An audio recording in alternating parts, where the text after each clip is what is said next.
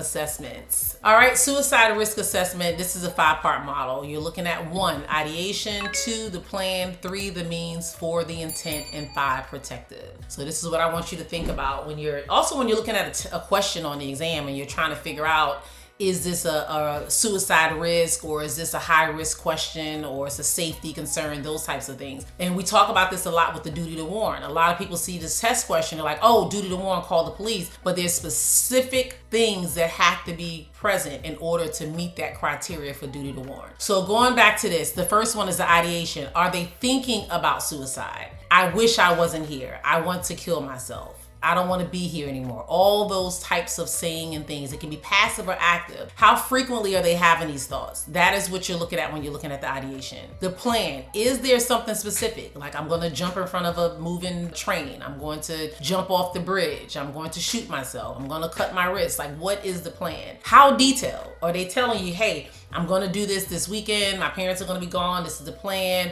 Or I'm going to do it now, or whatever it is. Just kind of have a time, place, and the method that they plan on utilizing. That is what you want to look at. How lethal is the method? If they're like, I'm going to get a safety pin and keep plucking myself to death, like, realistically, is that something that is lethal? So really being mindful of it. It might sound minute, but you really want to tune in to what the client is saying or what is being shown in the test scenario to understand the lethality of it. So looking at the means, do they have access to the method? That is really important. Sometimes people say, well, I'm just going to get a gun, and there's no guns in their home, or they don't have any way to go purchase a gun. So the likelihood of them getting a gun is slim to none, but it is still something we need to be mindful of. So I'm not saying make light of it. You just want to really have an understanding of how quick this person can get access to this method, or what is the likelihood of them getting access to it. Intent. Do they want to die? Or is it a cry for help? A lot of times clients that do self-mutilating behavior where they're cutting their wrist or, burning themselves or doing different things, a lot of times they don't want to kill themselves. It's sometimes a cry for help, or sometimes it's just to revert that pain onto something physical that they can feel. Mentally, they might be just struggling with a lot of stuff, and they do these things to take the pain away from here to something physical that they can focus on. So really being mindful of the intent. And then the last one is protective.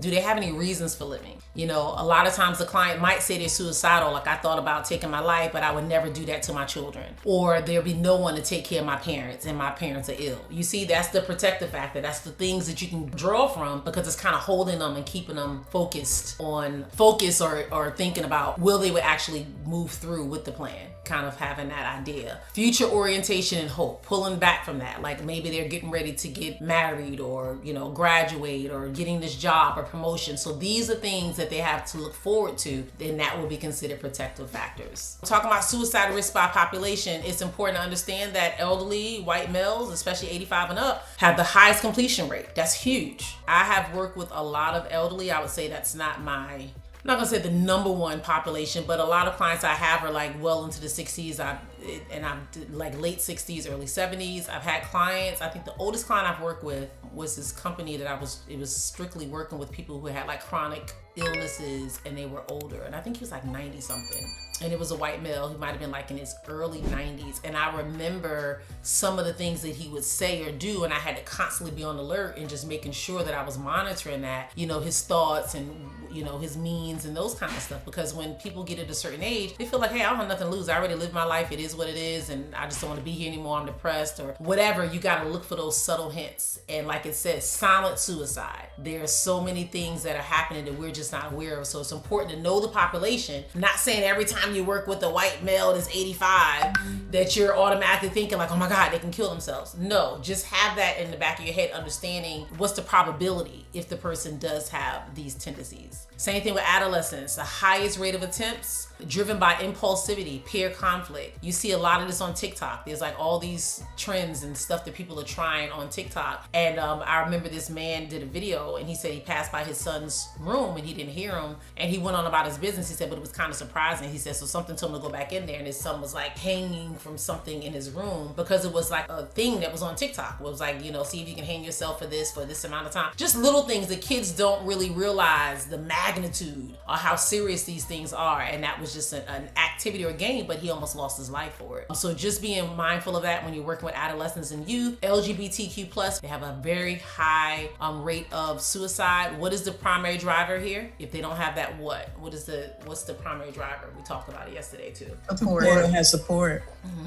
And family acceptance. Yep, family rejection. If they family support some and they feel like they have that support, then that's huge. That is a huge protective factor. But if they don't, that can be a huge rejection or risk factor if they don't have that. All right, and then veterans, of course, they normally have access to the means. High risk due to PTSD, loss of a role or identity, or just access to firearms. So that's also another high risk population. All right, so let's see who's going to answer this one. Go ahead, Trill. A 70-year-old client whose wife died 2 months ago reports crying spells, difficulty sleeping, and lack of appetite. However, he continues to attend his weekly card game with friends and speak fondly of memories with his wife. He denies feelings of worthlessness. What is the most likely diagnosis? The choices are A, major depressive disorder, B, persistent depressive disorder, C, uncomplicated bereavement, and D, adjustment disorder with depressed mood. All right, so before you even answer, I'm gonna, I called on you. I'm gonna have you do a little bit of work for this one. All right, so let's go through them first, like understanding them. So if you're looking at this, maybe you already know, like, oh, it's clearly this, and you're ruling this out. So if you're doing that, can you just walk through, like, what is your thought process if you were taking the exam and these came up? Why? Say it's not this one, just tell us why it's not, and then kind of narrow it down. So that way people are learning from it and then also able to see why it was that one. So if I was looking at major depressive disorder, I'm looking at, he has crying spells, there's difficulty sleeping, there's lack of appetite. However, I know that 2 weeks is for major depressive disorder. So I know that his wife died 2 months ago. So over the last 2 months, he's been crying. And then I'm also looking at what stands out. He's still attending his card games with friends. So he's going places and attending things with friends. And he speaks fondly of the memory. So that's the part that stands out, the memory of his wife. He speaks fondly. And he denies any worthlessness. So I wouldn't go with major depressive disorder first of all, because he denies worthlessness. Okay. Stands out to me, and he's still engaging in activities. Okay. So that is something that stands out to me. Okay. When we're looking at the persistent depressive disorder, it's the time frame again, because usually that's long-term, 2 years. And they're saying that this happened like 2 months ago. And then we have uncomplicated bereavement, which is like part of that normal grief from that standpoint. So generally there's stages that people go through when we're looking at the grief stages. So I would look at that. And then the next one is adjustment disorder with depressed mood. So we know that there's a time frame with adjustment, and it's around like an event that has occurred. There has been an event that has occurred, and it talks about with the depressed mood. So, it will be an option between C and D. Okay. But if I would look at it more, I would probably go with C because of the uncomplicated bereavement, part of that normal grief stage is how I would choose that answer. Thank you for breaking it down. Thank you. I appreciate that. And just kind of helping people see different ways that you can process stuff. Paula, did she do a good job, Ms. Gill, or do you think she is something she missed, or are you thinking something else? Absolutely. She did a good job. She did a good job. Okay. All right. Let's see. C, uncomplicated bereavement. So the client is grieving, crying, insomnia, but maintains functioning. That was a big piece that she shared that stuck out. I was glad that she picked that up. Attending the card games and denies worthlessness, so he has that self-esteem there.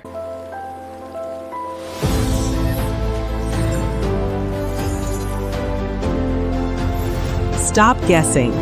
Start thinking like the exam. Personality disorders. All right, so does anybody, when you're looking at these three right here, does anybody have a difficult time understanding these three or distinguishing which is which when you're studying? Like you see the paranoid, schizoid, schizotypal, like ways to kind of understand or differentiate them? Since no one wants to say they do, let me see. I do. All right, Antoine. Well, let me hold on, because I promised Antoine I was coming for him. He thought I was coming for him for another cluster. But we're going to stick with this one. Can you tell me the difference? How can I know the difference between my neighbor if he's schizoid or schizotypal? Like, how would I know the difference between those? Schizotypal, I know it's about magical thinking. Okay. Right? So that's about magical thinking. Okay. Like, which one wants to be around people but are just a little different, and which one doesn't want to be around people at all? So schizotypal, they really don't want to be around people. I mean, you teaching us. Right. I'm just throwing. I'm just asking. They have they really don't have close relationships. Okay. Yeah, they don't have close relationships. They have that discomfort in close relationships. That's for sure. For sure. But do they, it's a difference between being just uncomfortable around people and having those close relationships, but still maybe okay with having it or wanting to have it, versus schizoid. I always tell people to use the OID at the end, oid, as avoid. Like they normally avoid those social relationships at all costs. They kind of detach themselves. They don't really like being around people, for sure. The loner. Yes. That's a definitely good way. They prefer to do things independently and on their own. And then of course paranoid, you guys know, just having a suspicion that people are watching, doing, following, all those types of things. Kind of reluctant to follow. Reluctant that people are bothering them or out to get them and those type of things. Cluster B, personality disorders, she got them. Correct, y'all got all 4 of them. So let you guys look at that. Antisocial, borderline, histrionic, and narcissistic personality disorder. Cluster B, these are the dramatic and erratic individuals. So definitely, all my LCSWs that are taking this exam, I'm gonna be haunting you for the next year, especially in the premium community. Like I'm gonna be sending y'all stuff every day. Like come on now, borderline. Tell me all the symptoms of borderline. Tell me I'm gonna show you videos. You gotta guess the people, which I've done a lot of videos on YouTube on these because I love personality disorders. It's probably my favorite out of all of them. When you have cluster C, the avoidant, pretty much these are the individuals hypersensitive to negative evaluation. They want relationship, but they fear rejection. That is the avoidant. And dependent, excessive need to be taken care of, submissive and clingy, difficulty making decisions. They need a lot of reassurance. And then you have the obsessive compulsive, preoccupation with orderliness, control, perfectionist. I like to say these individuals are probably like accountants. They work independently on their own, so they're just able to do their own stuff. When they work in groups, it's really hard because it's their way or the highway. Workaholics, they don't really do a lot of fun stuff, and it's really hard for them to adapt to change. I've managed someone that had OCPD, and it took me a long time to figure it out, and I was like, oh my God, they hit every single criteria on the nail. And it was easier once I realized that, why we had so much conflict or why it was difficult to kind of work with each other. And then when I learned that, it was just easier because that's just how they like things. They had to be very orderly in the perfectionist mindset. All right, treatment planning. You want to make sure the goals are SMART. Everyone pretty much, we know SMART goals: specific, measurable, achievable, relevant, and time bound. So that is what we're looking at. A client feels less anxious, will feel less anxious is not a SMART goal. But a client will report anxiety decrease from 8 to 10 to 5 to 10 by deep breathing 3 times a week for the next 2 weeks. It clearly has everything in there: specific, measurable, achievable, and relevant. And you got that time frame in there. The treatment plan loop, you want to assess. That is where we gather data. So think about it. When I say we assess before we intervene, we have to have the information. We have to have the meat to understand how we're going to digest this and make it work. And that is pretty much what a treatment plan does. After you've done the assessment, you identify the problem, you've completed the biopsychosocial, now you can plan. That's when you go in and you start setting the goals, defining what the objectives will be, and choosing what type of modality. Are we going to do like group, individual, what type of EBP? All of that stuff is what we decide during the treatment plan process. And then we start to intervene. That is when we execute whatever plan and goals we put in place, we put them to work. If they're going to attend therapy, if we're going to send them a referral, if they're going to join a group, all of that stuff is in that intervention section. And then evaluate. Did it work? Yes or no? And if it's not working, we need to reassess and figure out what to do from there. But if it is working, they're moving towards terminating and doing other things. All right, practice question. Go ahead, Leanna. I think you were saying something earlier. I might have cut you off or let you semi-finish, so I'm gonna let you do this question. Okay, a social worker is meeting with a client who reports feeling overwhelmed by recent job loss and financial stress. The client mentions, sometimes I just don't see the point of going on. The client also reports difficulty sleeping and loss of appetite. What should the social worker do first? A, explore the client's feelings about the job loss. B, conduct a safety assessment to determine suicide risk. C, refer the client to an employment agency. D, teach the client sleep hygiene techniques. So I'm just going off what we learned yesterday, and I would do the conduct a safety assessment to determine suicide risk. Okay. Because sometimes I just don't see the point of going on. Okay. Shannon. Well, wait, you know what? Yeah or no? I'm stuck between A and B. Okay, I figured that A and B are the two that you narrowed down. So Shannon, what are you thinking? Shannon O'Connor. I'm thinking B also. I was kind of thinking about exploring the job loss, but the fact that you're saying you don't feel like you're going on, that's in ideation territory. So I feel like we should focus on that. Okay. Anybody else thinking something else? I see a few people looking like. I'm thinking it could be B as well because of them not being able to sleep. I had hit the button too fast, but go ahead. You can steer. It is B, but go ahead. Finish saying why you were thinking it was B versus A. I was thinking it B because of loss of appetite and not being able to sleep. So maybe they may have some depression going on. Okay. So it says safety is the first priority. The client has expressed thoughts of harm. Before any therapy or long-term goals are established, you have to ensure the client is safe to leave the office. So some people were thinking A, beginning CBT. While appropriate for depression, you cannot do cognitive work if the client is in acute safety crisis mode.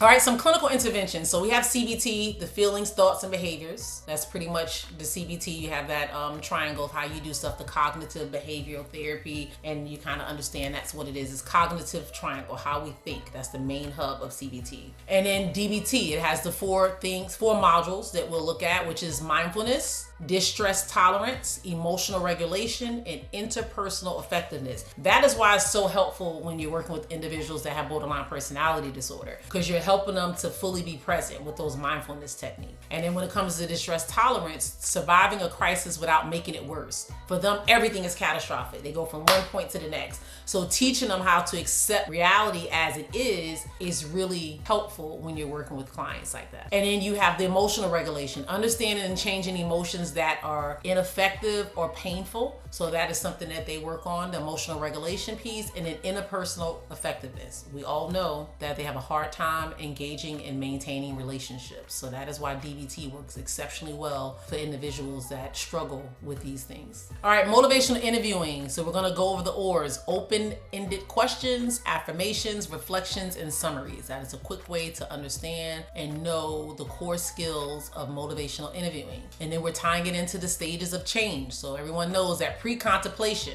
that's when they're in denial. They're just not ready for any type of change. That's pre-contemplation. I don't have a problem. Contemplation is they're kind of ambivalent. Maybe I should, but I ain't ready. That's that contemplation. And then you have the preparation stage where they're planning. Well, I went ahead and got me some shoes, so I think I might start going to the gym. I did get my, some gym gear and some stuff, so I'm kind of, prepared. And in action, they're doing it. They actually went to the gym. They actually started working out. They actually started going to AA meetings. Whatever it may be, they're actually in the action phase. And then you have the maintenance, where you just want to maintain and sustain that change for about 6 months or so or more. And then it becomes more of a habitual thing. All right, so let's do this question. Let's see where we're at. Yannette, this one's for you. A 45-year-old male is referred for a substance use treatment. He tells a social worker, my wife wants me to quit drinking.